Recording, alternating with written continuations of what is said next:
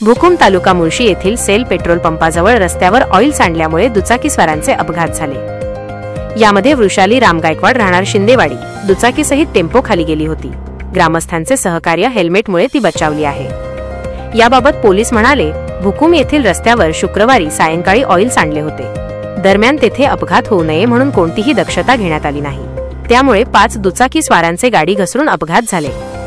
दरम्यान वृषाली सायंकाळी 7 वाजण्याच्या सुमारास कामावरून दुचाकीवर घरी चालली होती। ऑइलमुळे तिची दुचाकी घसरली। रस्त्यावरून उठत असताना मागून भरधाव वेगाने टेम्पो पुण्यावरून पिरंगुटकडे जात होता।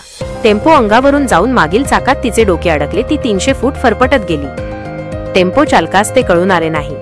रस्त्यावरील ग्रामस्थांनी मोठ्याने ओरडून टेम्पो चालकास थांबवले। वृषालीने प्रसंगावधान राखून टेम्पो मागे पुढे करू नका, नाहीतर चाक डोक्यावरून जाईल अशी सूचना ग्रामस्थांना केली। ग्रामस्थांनी टेम्पो उचलून तिला चाकांतून बाहेर काढले, तसेच खासगी रुग्णालयात दाखल केले।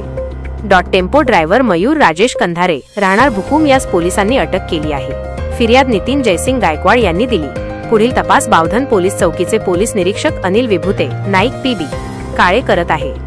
वृषाली टेम्पोच्या चाकात अडकून फरफटत गेली। डोक्यात हेल्मेट असल्यामुळे डोक्यावरून चाक जाऊ शकले नाही। हेल्मेटमुळे डोक्याला इजा झाली नाही। हेल्मेट फुटले, तिचे प्राण वाचले। तिला किरकोळ जखम झाली।